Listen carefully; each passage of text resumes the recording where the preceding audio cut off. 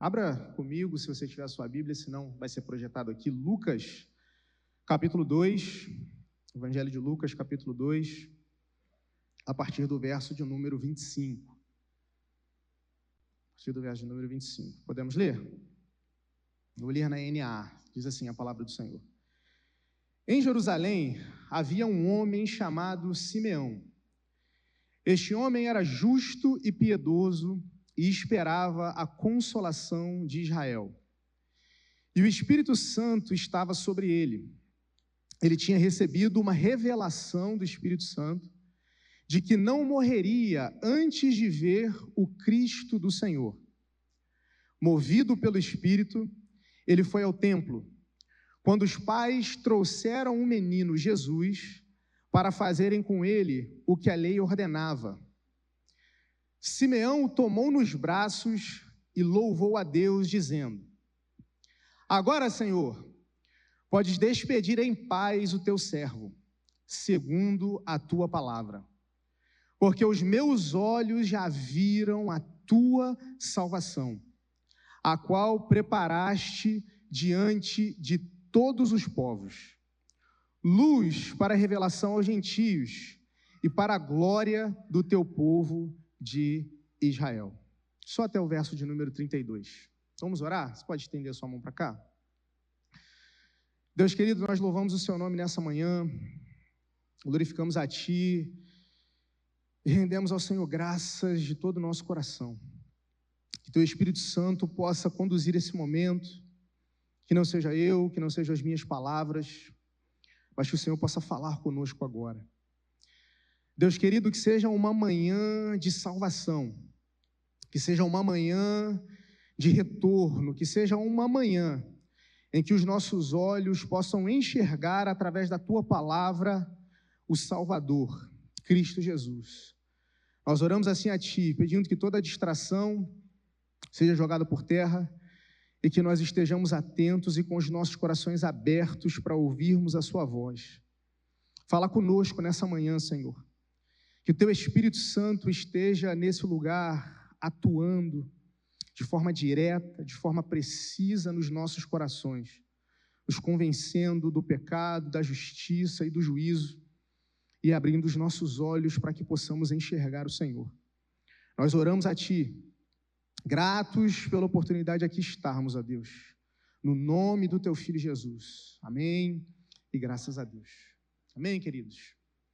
O título da mensagem de hoje é Os Olhos que Viram a Salvação. Os olhos que viram a salvação. Numa manhã em que houve aqui há poucos minutos a apresentação de crianças, em que houve alguns pais aqui trazendo os seus filhos para apresentá-los diante do Senhor, tem tudo a ver com o texto que nós lemos. Porque se nós pararmos para analisar e olharmos o contexto desse trecho da Bíblia que nós fizemos a leitura, a gente vai perceber que ele acontece no momento em que Jesus estava sendo apresentado no templo. No momento em que José e Maria levavam Jesus até o templo para apresentá-lo diante do Senhor, acontece aquilo que lemos, esse evento que nós lemos aqui nas Escrituras. E Lucas é o evangelista, aquele que escreve acerca de Jesus, a biografia de Jesus, o mais detalhado, aquele que conta mais detalhes acerca da infância de Jesus, acerca dos primeiros anos, do nascimento, daquilo que acontece em torno do nascimento de Jesus. E é muito interessante porque antes dos versos que lemos, ele vai dizer que José e Maria eram pais que eles cumpriram e tinham cuidado de cumprir aquilo que a lei determinava, aquilo que a palavra de Deus dizia que eles haviam de fazer em relação ao filho que havia nascido. Então, nos versos de número 21, vai dizer que ao completarem 8 dias, eles circuncidaram Jesus, que era a marca, o sinal de que aquele povo tinha uma aliança com o Senhor. E do verso de número 22 ao verso de número 24, vai dizer que passado o tempo da purificação, que é uma determinação de Levítico capítulo 12, de que após o período, né, do parto, 40 dias depois, a mãe precisava passar pelo período de purificação e a família ia até o templo levar uma oferta quando fossem apresentar Jesus ou filho diante do Senhor. E é interessante porque o texto vai dizer que nesse ato de levarem a oferta, eles levaram e apresentaram 2 rolinhas ou 2 pombinhos. E quando lemos lá Levítico capítulo 12, a gente percebe que essa era a oferta para quem não tinha condições. Quem não tivesse condições financeiras, ou seja, quem fosse pobre, não tivesse condições de levar um cordeiro, a pessoa levava 2 rolinhas ou 2 pombinhos. E rapidamente, para a gente entrar no foco da mensagem, que são os versos de 29 a 32, a gente percebe os pais de Jesus. Eu gosto muito da família de Jesus, vocês sabem disso. Os pais de Jesus indo apresentar seu filho ao templo, como os pais que aqui fizeram. E quando Lucas conta a história, ele gosta dos detalhes. E toda vez ele diz assim, cumprindo o que a lei determinava. Ele repete isso várias vezes, mostrando para os pais que o mais importante não é termos condições financeiras de darmos aos nossos filhos aquilo que muitas vezes nós mais desejamos. Dar a eles uma boa educação, não que isso não seja relevante, é muito relevante, mas os pais muitas vezes se preocupam muito com isso. Dar uma educação relevante, preparar os filhos para o mundo que aí está, para o mercado de trabalho, que de fato é extremamente importante. Mas quando nós olhamos para a família de Jesus, nós percebemos Deus escolhendo 2 pais que não tinham condições financeiras, 2 pais que não tinham recursos, mas 2 pais que eram obedientes ao Senhor, 2 pais que tinham o cuidado de cumprir com o seu filho aquilo que a palavra de Deus determinava. Muito mais do que tudo o que pais podem fazer para os seus filhos em relação a coisas materiais, o mais importante é que eles tenham pais que se submetem à palavra do Senhor. É que eles tenham pais que obedecem aquilo que a palavra de Deus nos instrui. Pais que temem o seu nome, pais que vão instruir o seu filho no caminho do Senhor, como diz a palavra. Jesus tinha pais assim. E no ato de levarem Jesus ao templo, de chegarem até lá para apresentarem o seu filho, nós lemos o texto.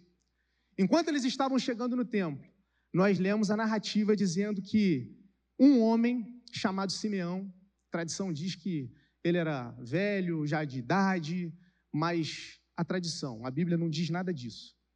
Mas diz que esse homem, que era um homem justo e piedoso, ele está lá.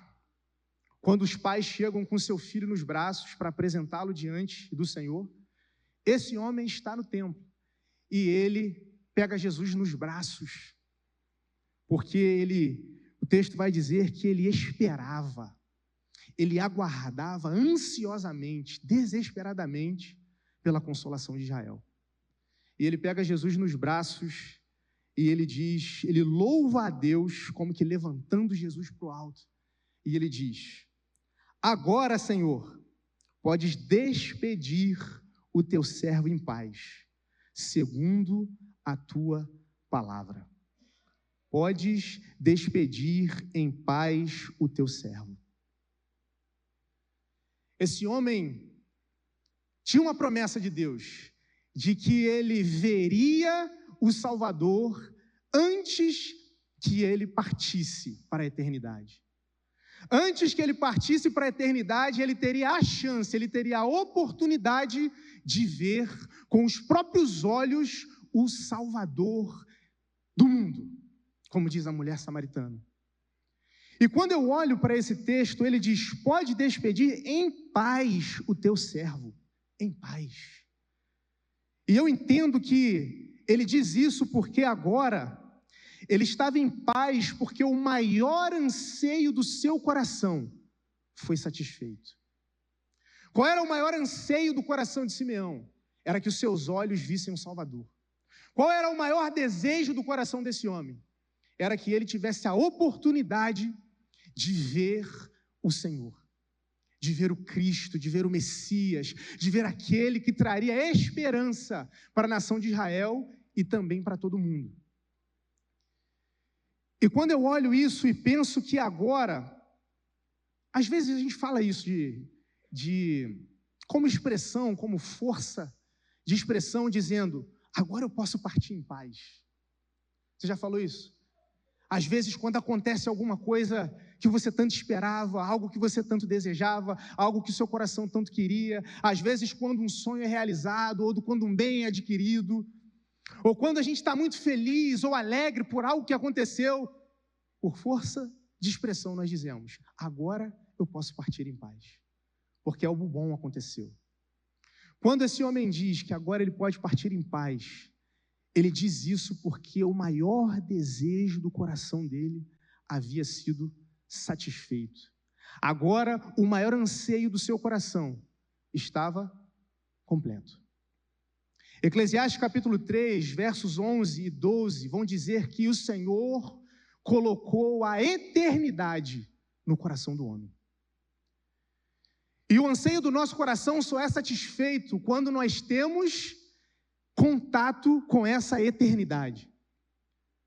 Casa não satisfaz o anseio do nosso coração por eternidade. Um bom trabalho não satisfaz o desejo do nosso coração por eternidade. Um bom diploma não satisfaz o desejo do nosso coração por eternidade. Um bom casamento não satisfaz o nosso desejo do coração por eternidade. Uma conta bancária cheia de dinheiro não satisfaz o desejo do nosso coração por eternidade. Bons investimentos, bens materiais, bons relacionamentos, boas conquistas, sonhos realizados, tudo isso é muito bom, mas nada disso satisfaz o anseio por eternidade que há no nosso coração. O anseio de eternidade que há no nosso coração só é satisfeito quando nós temos o Salvador nos braços. Quando nós temos um encontro com Jesus, irmãos. E aí o nosso coração é satisfeito, o nosso coração é completo. E aí a gente pode olhar para Ele e dizer como Simeão disse, agora, Senhor, pode me despedir em paz, porque o meu coração está satisfeito. Agora eu sou completo. Sabe por que ele diz isso? Quando nós lemos isso de pode despedir em paz, nos faz lembrar que todos nós partiremos um dia para a eternidade. E não há nada mais importante do que encontrarmos com Cristo, o Salvador, antes disso acontecer. Não há nada mais importante do que encontrarmos com Cristo antes de partirmos para a eternidade. Hebreus 9, 27 vai dizer que ao homem está determinado morrer uma única vez. Ou seja, está determinado para nós vivermos e morrermos uma única vez. Só uma. Mas antes disso acontecer, irmãos, os nossos olhos precisam ver o Salvador. Antes disso acontecer, nós precisamos encontrar com Jesus. Antes disso acontecer, nós precisamos ver o Senhor, para que a ansiedade de eternidade que há no nosso coração se satisfaça. E ele continua dizendo, no verso de número 30, porque os meus olhos, por que eu posso partir em paz? Porque agora os meus olhos já viram a tua salvação. Os meus olhos já viram a tua salvação. Pode projetar, por favor, Isaías 40, verso de número 5. Isaías 40, verso de número 5. A glória do Senhor se manifestará, e toda a humanidade a verá, pois a boca do Senhor o disse. Vai agora, por favor, para o 52:10. Isaías 52:10. Isso aqui é a glória do Senhor se manifestando, irmãos. O Senhor desnudou o seu santo braço à vista de todas as nações, e todos os confins da terra verão a salvação do nosso Deus. E o texto que estamos lendo é alguém vendo a salvação do nosso Deus e declarando isso com toda a alegria, todo o entusiasmo do mundo, dizendo: agora os meus olhos viram o Salvador. Agora os meus olhos viram a salvação. Agora, algo que chama a minha atenção é que, quando nós lemos os versos de número 25, a parte B vai dizer que este homem era justo, esse homem era bom, esse homem era piedoso, esse homem era devoto. Mas mesmo sendo um homem bom, bom está relacionado às suas atitudes, bom está relacionado a quem ele era externamente. Ele tinha boas atitudes, ele era um homem bom. E piedoso ou devoto está relacionado à sua espiritualidade. Ele era um homem que ele tinha uma certa espiritualidade. Ele era um homem que se dedicava também ao cuidado espiritual. Bom e devoto. Piedoso e um homem espiritual. Mas mesmo assim, ele precisava que os seus olhos vissem a salvação. Mesmo sendo um homem bom, mesmo sendo um homem piedoso, os seus olhos precisavam ver o Salvador. Os seus olhos precisavam ter um encontro com a salvação de Israel. Às vezes, quando nós já somos cascudos de caminhada, estamos tempo na igreja, caminhando no Evangelho, nós nos garantimos nisso. Nós somos justos, eu sou bom, eu sou devoto, eu sou piedoso, eu tenho espiritualidade na minha vida. E acontece às vezes até de surgir uma ponta de orgulho no nosso coração. Eu oro, eu leio, eu vou à igreja, eu venho aos cultos, eu vou ao monte orar, eu estudo a palavra de Deus.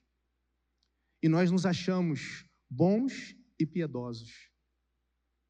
Mas nós nunca devemos nos esquecer, irmãos.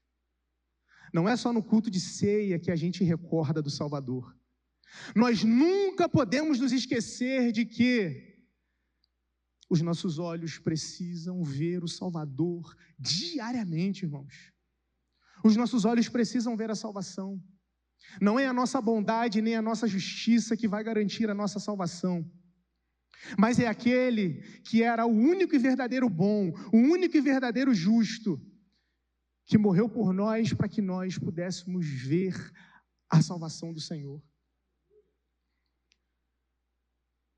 Olhar para esse texto e ver a celebração de Simeão dizendo que os olhos já viram a salvação, nos faz relembrar de algo que nós nunca deveríamos esquecer, de que a maior necessidade do homem é a salvação. Vou repetir, a maior necessidade do homem é ter os seus pecados perdoados e o seu relacionamento reestabelecido com o Senhor. Isso é Evangelho do Senhor. É a palavra para quem não conhece, mas também é a palavra para quem conhece. Porque nós nunca podemos nos esquecer que a salvação, irmãos, é a nossa maior necessidade. Porque Romanos 3:23 vai dizer que todos os homens pecaram e separados estão da glória e da presença do Senhor. Que é um exemplo disso? Nós temos Jesus em Cafarnaum, dentro de uma casa, ensinando, pregando, e essa casa abarrotada de pessoas, abarrotada. Todo mundo atento, desesperado para ouvir o que Jesus tinha para dizer. Mas havia um homem que tinha uma necessidade gigantesca, um paralítico. Seus amigos pegam esse homem e tentam entrar na casa, mas eles não conseguem de tanta gente que tinha. Eles mudam a estratégia, sobem no telhado, abrem o telhado da casa, descem esse homem diante de Jesus. Quando eles colocam o homem diante de Jesus, Jesus olha para eles e diz assim: a fé de vocês é linda. E ele olha para o paralítico e diz assim: os teus pecados estão perdoados. Você já imaginou o pensamento do paralítico? Quero andar, Jesus. Eu quero andar. E Jesus está dizendo para ele: os teus pecados estão perdoados. Eles achavam, e o mesmo paralítico achava, que a maior necessidade que ele tinha era andar. E às vezes nós achamos que a nossa maior necessidade é qualquer outra coisa, menos a salvação. A gente acha que a nossa maior necessidade é tudo, menos a salvação do Senhor. Nós não podemos nos esquecer que essa é a nossa maior necessidade. Verso de número 30, ele diz, 31, a qual preparaste diante de todos os homens. Tem versões que vão dizer, a qual o Senhor planejou para todos os homens. Isso me faz lembrar de que a salvação é obra exclusiva de Deus, pela graça. Não há nada que eu faço, não são as minhas atitudes, não é o meu bom comportamento, não são as minhas boas obras, não é a minha bondade, nada do que eu faça me dá o direito de receber a salvação do Senhor. A salvação é obra exclusiva de Deus, pela graça do Senhor, como está escrito em Efésios, capítulo 8, versos de número 8 e 9. Pode projetar, por favor? Que vai dizer que, pela graça, nós somos salvos, por meio da fé. E isso não vem de vós, é dom de Deus. É dom de Deus. Não é pelas obras, para que ninguém se glorie, para que ninguém bata no peito e diga, eu mereço ser salvo. Nós não merecemos ser salvos. E nós nunca devemos nos esquecer disso, irmãos. Deus me trouxe aqui essa manhã para te dizer que nós não merecemos, nós somos miseráveis e nós não podemos nos esquecer de que é obra exclusiva do Senhor. E ele vai dizer também que a salvação é para todos, sem exceção. Tito 2,11 vai dizer que a graça de Deus se manifestou, trazendo salvação a todos os homens. A salvação é obra exclusiva de Deus, pela graça, e ela alcança todos os homens. Ricos, pobres, magros, fofinhos, bonitos, feinhos, brasileiros, japoneses. A salvação é para todo mundo, irmãos. A salvação pela graça alcança todas as pessoas. Todas. A salvação é para todos, pela graça, porque a graça de Deus manifesta é Cristo Jesus pregado na cruz, dizendo, Deus meu, por que me desamparastes? Quando quem deveria estar lá éramos eu e você. Porque aquele que era justo se fez injusto. Aquele que era rico se fez pobre. Aquele que tinha tudo abriu mão, para que nós olhássemos e disséssemos, os meus olhos estão vendo a tua salvação. No próximo verso, ele vai dizer, a luz para a revelação aos gentios, ou a luz para iluminar aos gentios e para a glória do teu povo de Israel. Irmão, só precisa de luz quem vive na escuridão e na ignorância. Só precisa de luz quem não consegue enxergar. 2 Coríntios capítulo 4, versos 3, 4 e 6. Vocês podem projetar, por favor, para não ficar só nas minhas palavras, e a gente já vai caminhando para o final.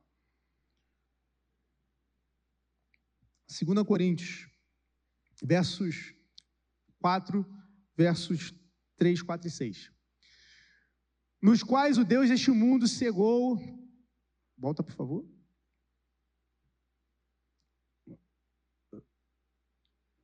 Esse é o 3, né?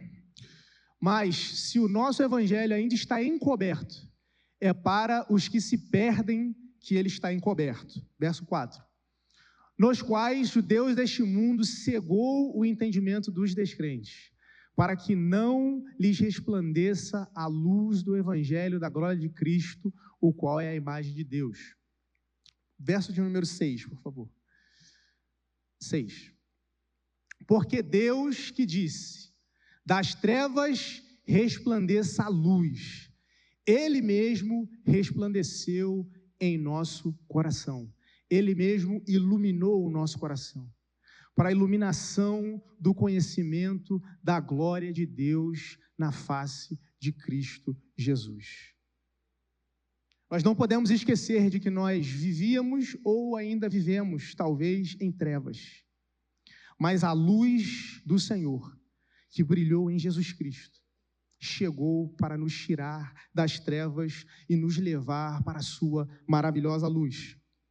Lucas capítulo 1, em um dos hinos em que nós lemos aqui nesse início do livro de Lucas, capítulo 1, verso de número 76 a 79, resume bem essas palavras. E ele vai dizer assim: é um cântico de Zacarias falando de João Batista. E ele está dizendo algumas coisas, e nos 76 ele diz assim: e você, menino, será chamado profeta do Altíssimo, porque precederá o Senhor preparando-lhe os caminhos, para dar ao seu povo conhecimento da salvação, por meio da remissão dos seus pecados, graças à profunda misericórdia ou à profunda graça do nosso Deus, pela qual nos visitará o sol nascente das alturas. Para quê, irmãos? Para iluminar os que jazem nas trevas e na sombra da morte, e dirigir nossos pés pelo caminho da paz. Glórias sejam dadas ao nome do Senhor. Ministério de Louvor, me ajuda, Vaguinho, que o tempo já foi. Caminhando para o final, a gente pode pensar assim: quem já tem tempo de igreja? Mas essa mensagem é para não crentes. Essa mensagem é para quem não conhece ainda, para quem o evangelho ainda não foi revelado. Engano nosso. Nós nunca podemos nos esquecer. E nós não podemos sair daqui nessa manhã, irmãos, sem que 4 convicções estejam no nosso coração. E eu finalizo a mensagem. E antes de ler, eu queria pedir que você pudesse colocar de pé, por favor.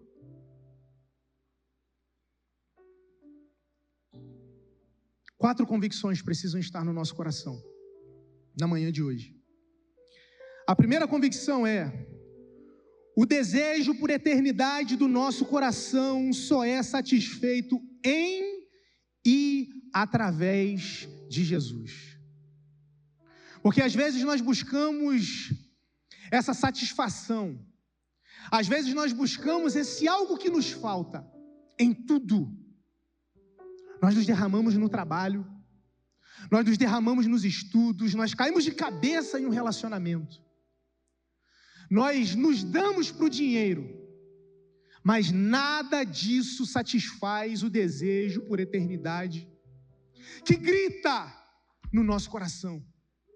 E nós não podemos sair daqui nessa manhã, crentes ou não crentes, novos ou antigos de caminhada, sem a convicção de que esse desejo ardente do nosso coração, irmãos, ele só pode ser satisfeito em e através de Jesus de Nazaré. Segunda convicção: a maior necessidade do homem é ver o Salvador com os olhos do próprio coração, irmãos. Quando nós lemos esse texto, coisa mais triste é você perceber que José e Maria entram com Jesus no templo. José e Maria entram com Jesus na igreja. E os sacerdotes, os levitas, os religiosos, não perceberam que aquele que eles conheciam tanto na letra estava ali. Jesus entra, é apresentado, Jesus sai nos braços dos seus pais, mas os religiosos não percebem que ele esteve ali. Eles não percebem que o Filho de Deus, que o Messias aguardado, desesperadamente, ansiosamente por eles, esteve ali diante dos próprios olhos, aquele que era o símbolo e o significado da esperança para aquelas pessoas, mas eles não notaram.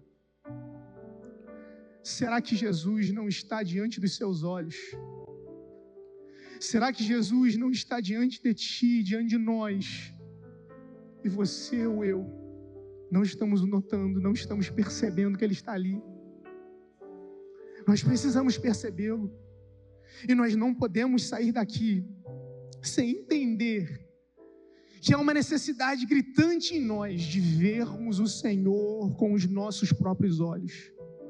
Não é vê-lo pelos olhos do pastor, não é vê-lo pelos olhos da esposa, não é vê-lo pelos olhos do marido, não é vê-lo pelos olhos dos filhos, não é vê-lo pelos olhos do pregador, é vê-lo com os próprios olhos. Nós precisamos que os nossos olhos vejam o Senhor, olhai para Ele, para que sejam salvos. Nós precisamos olhar para Ele, irmãos, os nossos olhos precisam vê-lo, o nosso coração precisa percebê-lo. A terceira coisa é que a esperança da salvação é obra exclusiva de Deus e não mérito do homem. Eu preciso sair daqui convicto, irmãos, de que eu não mereço, de que eu não sou digno, de que eu não fiz e não farei nada que me faça merecer, que me faça ser merecedor, que me faça ser digno de receber a salvação. Porque a Bíblia vai dizer que Deus prova, irmão. Você quer uma prova de amor? Deus provou o seu amor para conosco, em que Cristo Jesus morreu na cruz por mim, por você, por nós, sendo nós ainda pecadores. Ele provou sem nós pedirmos, Ele provou sem nós merecermos, entregando seu Filho para morrer por nós na cruz do Calvário. E a quarta convicção, que devemos sair daqui com o nosso coração cheio: a luz que dissipa as trevas e a escuridão do pecado em nossos olhos e em nossos corações. Porque às vezes nós caminhamos em trevas, às vezes nós caminhamos na escuridão, nós não percebemos que estamos caminhando em trevas e escuridão. Mas a única luz que dissipa se chama Jesus de Nazaré. Porque Ele disse: eu sou a luz do mundo. Ele é a luz que ilumina o nosso coração, que dissipa as trevas, para que nós possamos entender a riqueza e a profundidade do Evangelho da cruz, irmãos. É Jesus, é Jesus. E para finalizar, que eu já passei do tempo, algo chama muito a minha atenção nesse texto, quando a gente começa a ler dos versos 25. Lucas é o autor que mais cita o Espírito Santo, E nos versos de número 25 a 28, quando ele está apresentando para nós Simeão, ele vai citar o Espírito Santo 3 vezes, irmãos. 3 vezes. E ele vai dizer: e o Espírito estava sobre ele. 26, ele vai dizer que ele tinha recebido uma revelação do Espírito Santo de que não morreria antes de ver o Cristo. E o 27 vai dizer que, movido pelo Espírito, movido, constrangido, levado, compelido pelo Espírito Santo, ele foi ao templo. E lá, os seus olhos tiveram um encontro com o maior anseio do seu coração, que era o Salvador de Israel.